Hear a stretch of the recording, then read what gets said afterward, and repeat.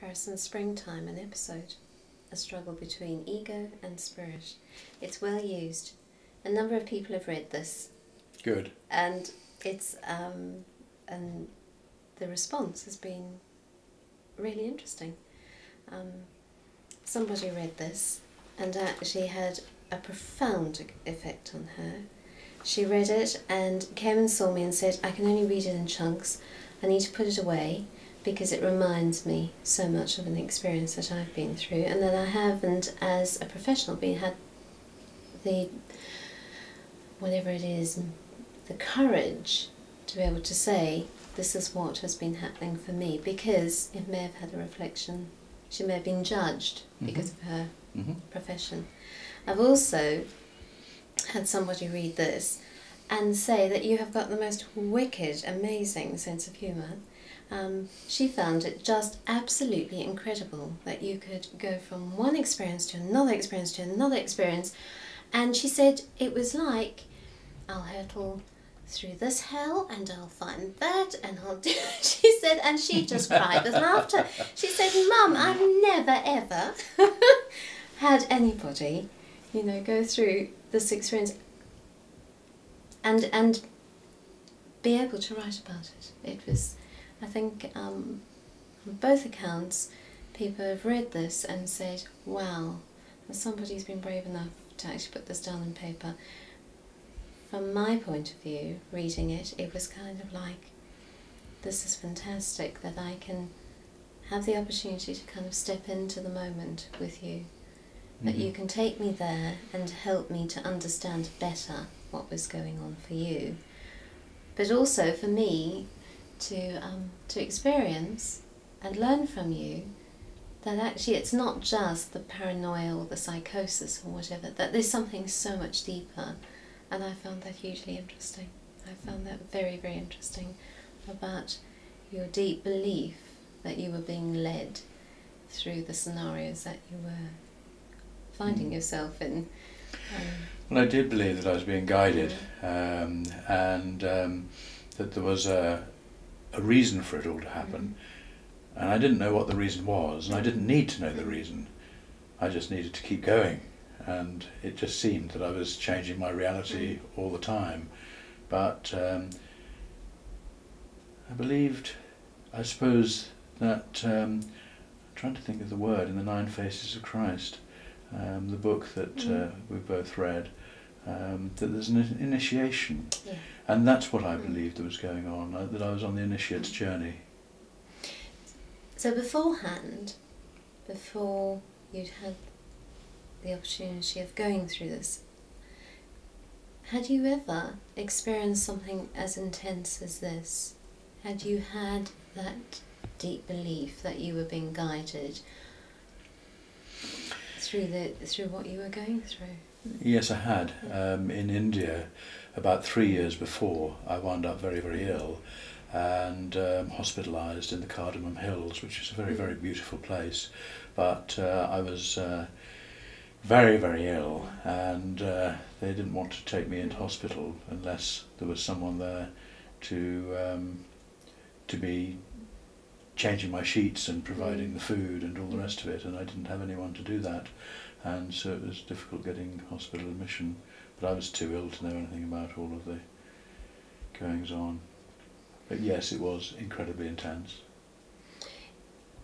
Some of the experiences you went through in here take you from the sublime to the absolute extreme, where in the state that you're in, for 1 minute you're walking through a really plush hotel and being shown and guided around this wonderful place that you remember visiting, I think, as a young boy, or that a member of your family had experienced, and then you are on the streets. I mean, it's just in that very, very short space of time, that change must have been quite amazing. Well, it was absolutely extraordinary. I walked into the Hotel Georges V and I was quite convinced that my parents had stayed there in the 1960s when I was a boy, and so I wanted to see it, and it was just absolutely fabulous looking around. And then the hotel manager, very kindly, on hearing my story,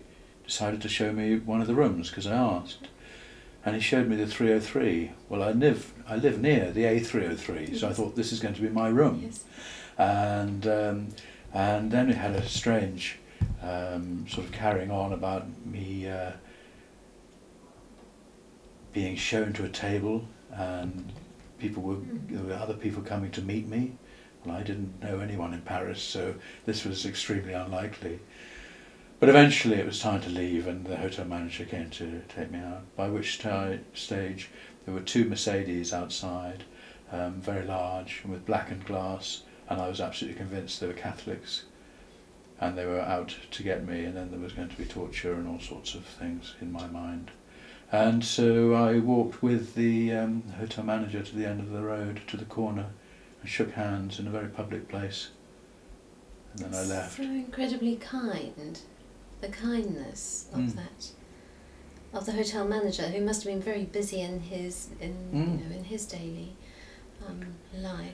Well, I did actually ask him if he would make a phone call on his mobile, and when we were in the lobby just before we left, because I was so frightened about the perceived Catholics in the car, and I wanted him to phone the American church, which was just down the avenue Georges V, and I wanted to claim sanctuary, and I got an answer phone.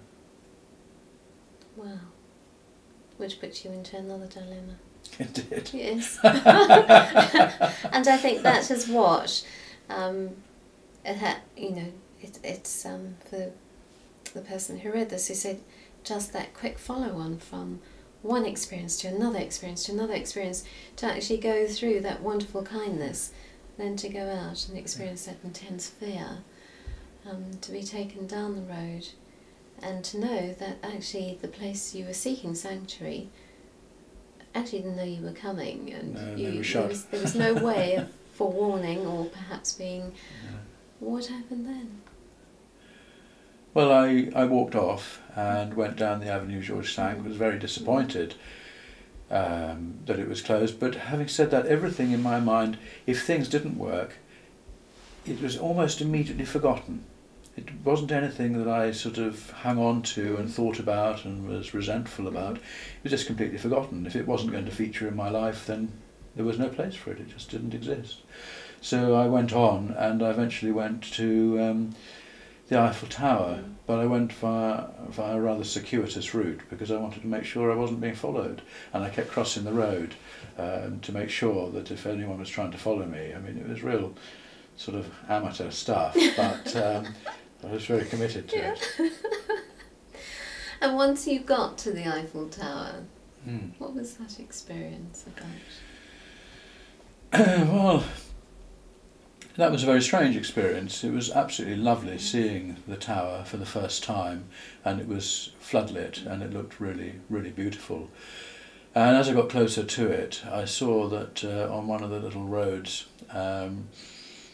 leading up to it, there was an absolutely extraordinary white limousine, stretched limousine, and it had number plates. The numbers on the number plate made sense to me, and I think it was ZGD, which was the numbers that I thought were going to be on the motorbike that I hoped to manifest, and so that stood for Zadok God, and I thought, well, that can only be for me, so therefore this limousine is for me, and it's my chance to come in out of the cold and lack of food and lack of water and be looked after.